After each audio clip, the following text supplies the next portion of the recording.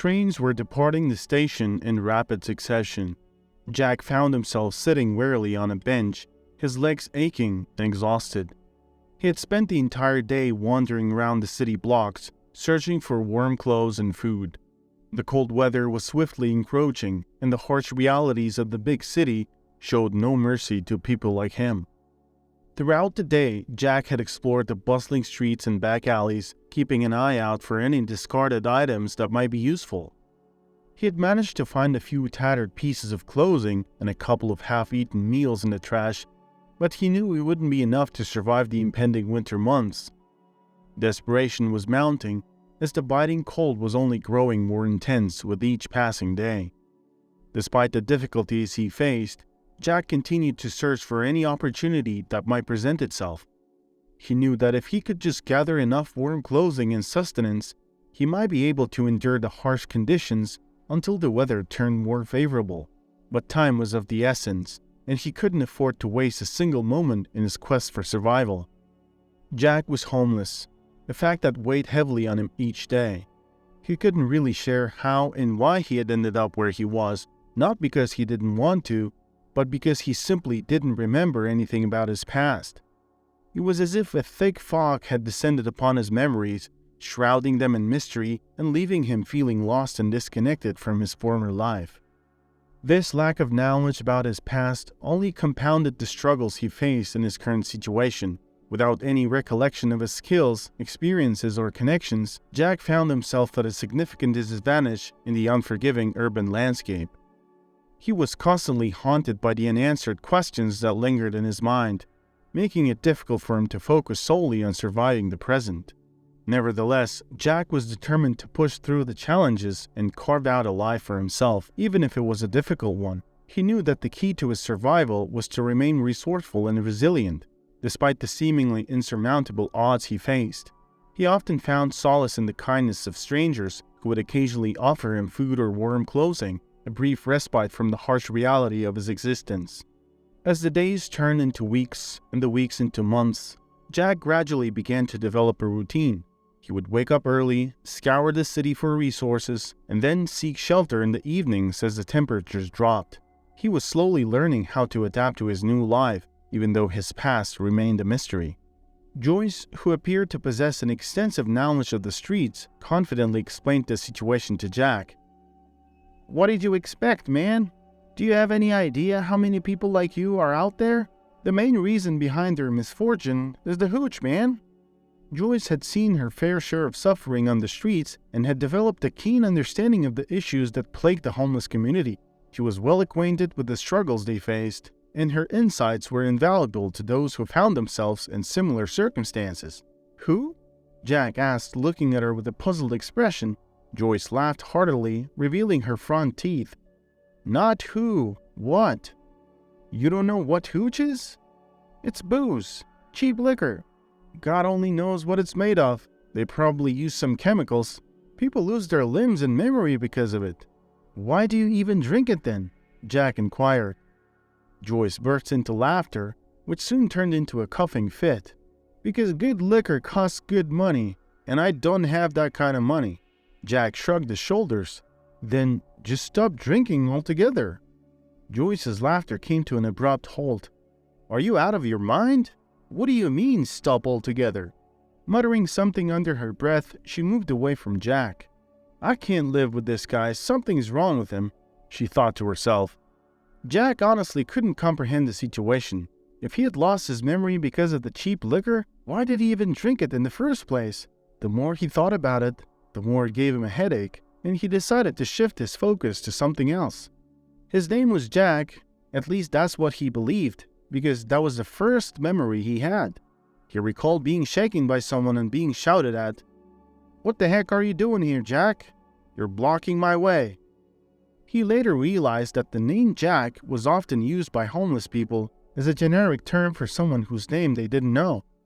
And that's how he ended up adopting the name Jack for himself. As time passed, Jack became more comfortable with his new identity. Even though he couldn't remember his past or how he had gotten to this point in his life, he felt a sense of belonging among the homeless community. They were his makeshift family, and together they faced the challenges of living on the streets. While the circumstances were far from ideal, Jack was slowly learning to adapt and make the most of the situation. However, the mystery of his past continued to haunt him, and he couldn't help but wonder if he would ever uncover the truth about his former life. With each passing day, he grew more determined to find answers and perhaps a way to reclaim his lost memories. One time, Joyce's so-called colleague, friend, and husband, Charlie, told Jack, "Why do you have to put yourself through this, man? You have to find the cause of the sickness, not just cure it." Charlie was the educated one, and he loved to speak eloquently. As Joyce once mentioned, she would beam with pride during such moments. Charlie was usually reserved, but when he had a drink, he would become philosophical. Jack didn't really grasp what Charlie was saying. "What do you mean, Charlie?" he asked. "I'm saying we need to hit you on the head, and maybe you'll remember everything. At least it's worth a shot. But not remembering anything at all has its own advantages if you ask me." "Like what?" Charlie rolled his eyes. "What if you had murdered someone? What if you're a serial killer and you forgot everything about it? I mean, think about it. Would you want to remember that?" Jack looked at Charlie with fear, trying to determine whether he was joking or not. And then Charlie and Joyce burst out laughing. "You know what? Come with us. It's been a good day today. We can share. Maybe you'll even remember something." Jack tried hard, forcing the foul-tasting liquid down his throat, but then he gave up and said, "I can't. No, I'm sorry." Joyce looked at him intently. "With the lifestyle we lead, you have to drink. Otherwise, you'll go crazy." Charlie supported her sentiment. "You think we drink because we like it?" No. It goes deeper than that." Jack had developed a fondness for watching the trains as they passed by, but he could only catch sight of them early in the morning or late at night. There was something soothing and hypnotic about the rhythmic movement on the trains, the sound of their wheels rolling along the tracks, and the fleeting glimpses of passengers inside the illuminated cars. During the daytime, Jack would often find himself preoccupied with the daily grind of life on the streets, searching for food and shelter. However, in those quiet moments when he could observe the trains, he felt a sense of peace and a temporary escape from the harsh realities of his situation. The trains represented a different world to Jack, one of movement and possibility, and they reminded him that life went on beyond the confines of the streets he was accustomed to. He couldn't help but wonder about the stories and lives of the people inside those trains as they traveled to and from work or embarked on new adventures. As the days turned into weeks, Jack began to seek out those moments of respite more and more, using them to fuel his imagination and to help him maintain a sense of hope amid the challenges he faced. In his mind, the trains became symbols of change and the potential for a better future. As he watched the trains pass by, Jack would dream of one day boarding one of them and leaving his life on the streets behind. Today, Jack wasn't feeling well, and he couldn't pinpoint the reason. He glanced around as if searching for something. They had stayed up late by the bonfire the previous night, and suddenly, Joyce had opened up. "Do you think I'm here because I enjoy it? Who in their right mind would want to be a bum like this? This life is tough, man." After a moment of silence, Joyce continued. "Sometimes you get thoughts, thoughts of ending it all. But life is so much sweeter than nothingness. I mean, I never understood people who said they didn't want to live. They want to live, they just don't know how." The weight of Joyce's words stayed with Jack, and he couldn't help but reflect on the raw honesty she had shared. It was clear that life on the streets had taken its toll on her, as it had on so many others. Her vulnerability in that moment was a stark reminder of the pain and despair that often accompanied a life of hardship and uncertainty. Following that conversation, Jack's perception of Joyce underwent a complete transformation. He hadn't realized that she harbored such thoughts. He had previously regarded her as a woman who was an alcoholic and didn't seem to care much about anything in the world. However, it became apparent that Joyce had experienced deep emotional pain in the past. Jack came to believe that she drank to escape the memories of how she had been betrayed by the people she had loved dearly. As Jack learned more about Joyce's story, he developed a newfound sense of empathy and understanding for her struggles. He realized that life on the streets had forced her to build a tough exterior, masking her vulnerability and emotional turmoil.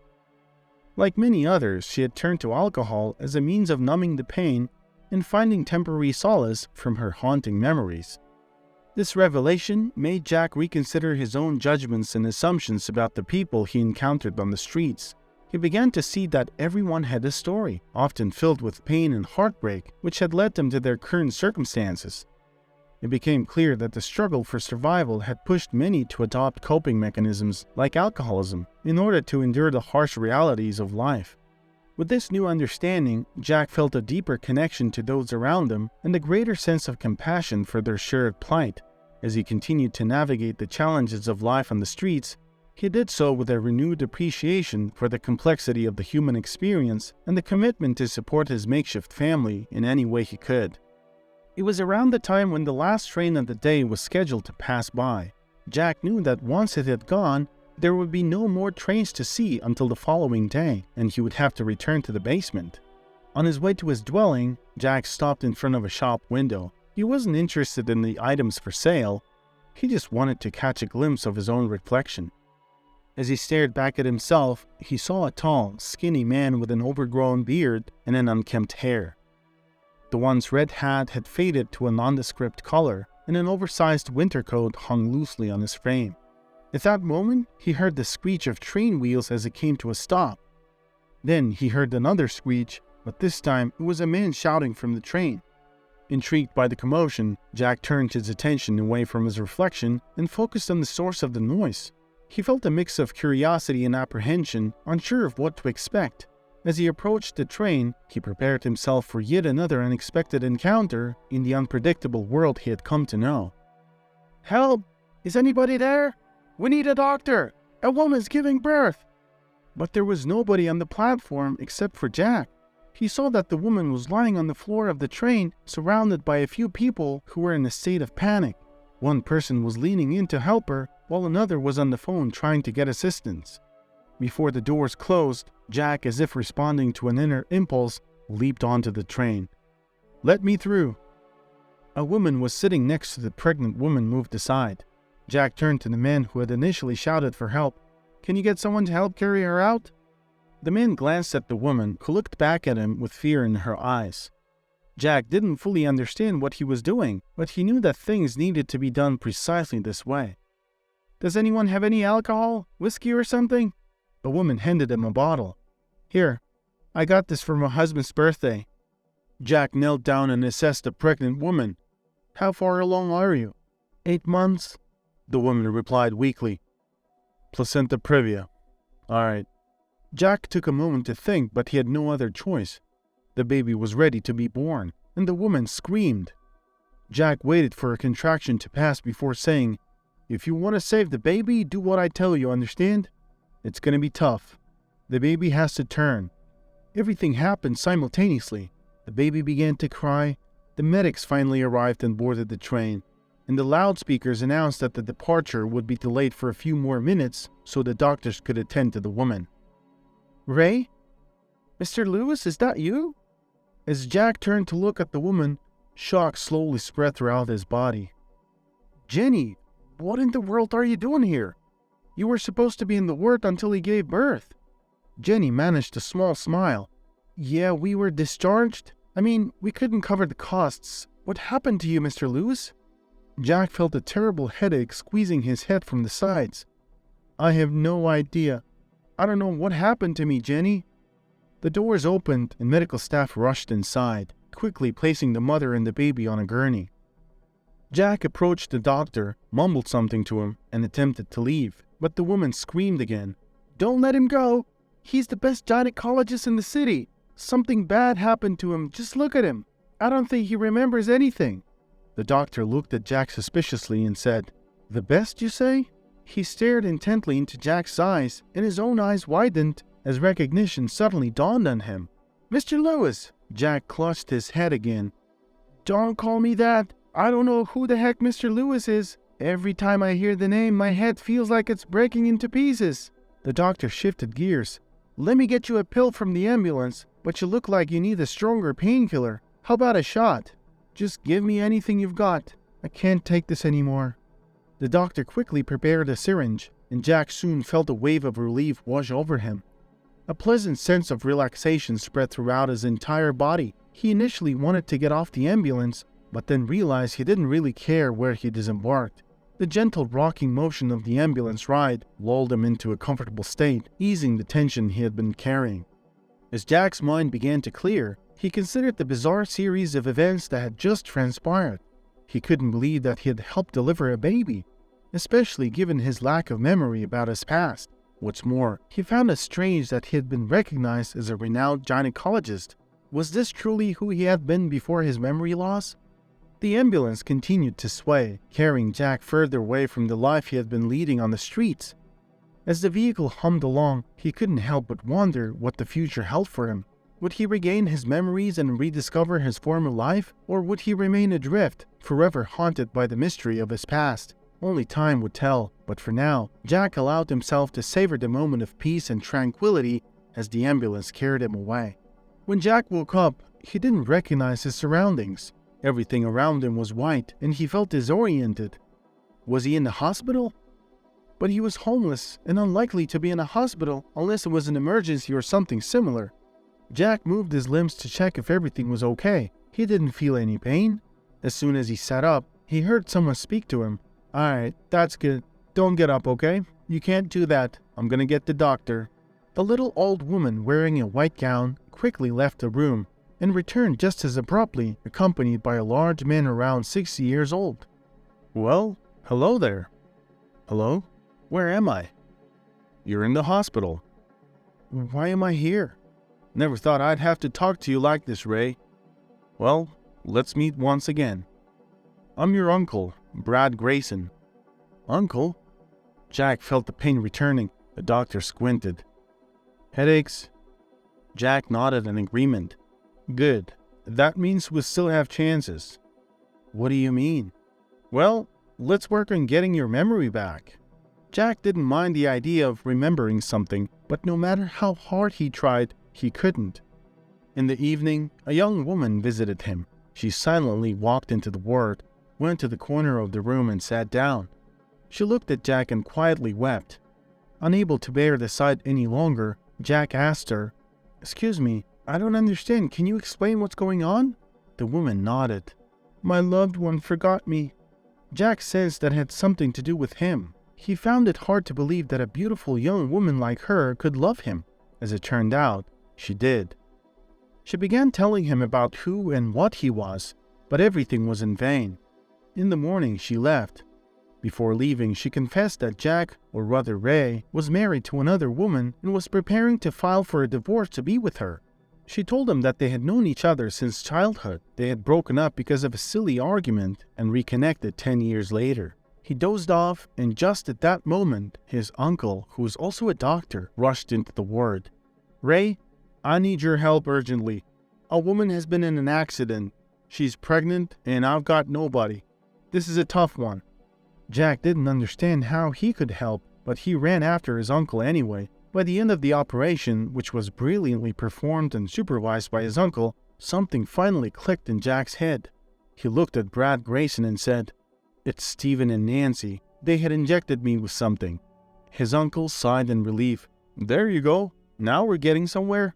I was dumbfounded when you put everything you'd worked so hard to build in your wife's name. I was like, that can't be Ray." A few hours later, Ray found himself sitting in his uncle's office, engaged in conversation with a man dressed in a sharp suit. He was happily sipping on coffee, a luxury he hadn't enjoyed in such a long time that he had almost forgotten its taste. As he answered questions and shared his thoughts, a realization struck him. If not for that fateful encounter with the train, he would still be out there, wandering the streets and struggling alongside the homeless. The train incident had set off a chain of events that led him back to his former life, and now he had a chance to rebuild and reconnect with the people he had lost along the way. Ray had always regarded Stephen as a close friend, and their bond seemed unbreakable. In fact, had it not been for his betrayal, he might have even become the head doctor at the clinic, working together with his friend to provide excellent healthcare for their patients. Unfortunately, Stephen's actions had caused their friendship to falter and had deeply impacted Ray's life, altering the path he was on and leading to the difficult circumstances he had found himself in. Months later, Ray found himself face to face with his now former best friend Steven and his ex-wife Nancy in the courtroom. Nancy vehemently protested, claiming she had truly loved her husband and that Steven had deceived her with his lies. Throughout the ordeal, Ray found comfort in holding the hand of the one person he had never truly forgotten. The woman had stood by him, loving and supporting him through it all, his true love and wife. On a sunny day, Joyce and Charlie were at their usual spot near the train station. They were getting ready to search through the trash cans for any food they could find. They hadn't been drinking alcohol lately, as they believed it was hindering them from finding food. A tall man in a suit walked towards them. When he leveled up with them, he suddenly stopped. Joyce looked up at the dark figure of the man and squinted as the sun rays were shining directly at her eyes. Then the man slowly moved to the side, blocking the sun rays. When Joyce saw the face of the man, she didn't recognize him at first, but a second later, her face broke into a wide smile. "Charlie, get up! Look who's here!" Charlie scrambled up to his feet and looked up frowning. Who in their right mind would pay a visit to the homeless? When he saw the face, he said, "I've seen this guy somewhere. Aren't you guy who lost his memory? Yeah, Jack, I think, right?" A year had passed since Ray regained his memory, and life had taken a turn for the better. He parked his car and extended a hand to help Vicky out. She had been his loving wife for over 6 months now, and their bond grew stronger with each passing day. They had found solace in each other's company, making up for lost time and healing from betrayals of the past. Together, they had built a life filled with love, trust, and a shared appreciation for the simple joys of everyday living. Ray had resumed his career as a respected doctor, and Vicky found happiness in her newfound passion for helping others in need. "Honey, let's wait another day or two," she suggested. "Vicky, sweetie, you know you can't do that. Please don't be silly," Ray replied gently. She sighed and walked ahead of him, cradling her pregnant belly with care. Ray followed with a warm smile on his face. His happiness was overwhelming, and he wanted to jump and shout with joy. However, as the new owner of a perinatal center, he knew he had to maintain a professional demeanor. "Good morning, Mr. Lewis. Here's the latest report. You have a staff meeting at 10, said a poised and elegant young woman who was nearly unrecognizable as Joyce. Few people would ever guess that this professionally dressed and confident woman was the same person who had once struggled with her own demons on the streets. Not a trace remained of the Joyce he had once known. Ray had helped her go through rehab and even paid for her training to become a receptionist. Ray didn't regret it one bit, as he was glad to see her thriving and making a new life for herself. Ray felt a sense of fulfillment and satisfaction that he had helped someone turn their life around. Seeing Joyce sober and working hard to rebuild her life gave him a sense of joy that he had not felt in a long time. He knew that he had made the right decision to help her, even though it was not an easy road. Over time, Joyce became more than just a receptionist to him. She was a confidant, a friend, and sometimes even a mentor. They talked about everything from the struggles of addiction and recovery to the joys of building a new life. Ray was grateful for her presence in his life and how she had helped him see the world from a different perspective. Joyce, on the other hand, was grateful for Ray's help and support. She knew that she could not have turned her life around without his guidance and generosity. She admired him for his strength and determination to overcome his own struggles and build a successful business. She felt that he was a true inspiration to her and to others who were struggling with addiction. She was a very detail-oriented and diligent woman who always showed great devotion to her husband Charlie. Charlie worked as a driver in the clinic, and together they made a very admirable couple. Their family was considered an exemplary one, with their strong commitment to each other and their dedication to their work. Joyce was always meticulous in her approach to life, ensuring that everything was in order and running smoothly. Her hard work and dedication became the backbone of their family, and she was greatly respected by all those who knew her. Vicky was acting dissatisfied, and Joyce switched her attention to her. "Vicky, what's up with your mood? You're going to see your son tomorrow already. You'll get to squeeze him and talk to him. You can even complain about his dad to him." Vicky looked at her surprised and then burst out laughing. "You know what? That's exactly what I'm going to do. I'm going to tell him how his dad dragged me here. Honey, I'm ready. Let's give birth." Ray hugged his wife and led her inside. As he walked in, He turned around and gave a thumbs up to Joyce. Joyce smiled, and when they were facing away from her, she quietly prayed for them.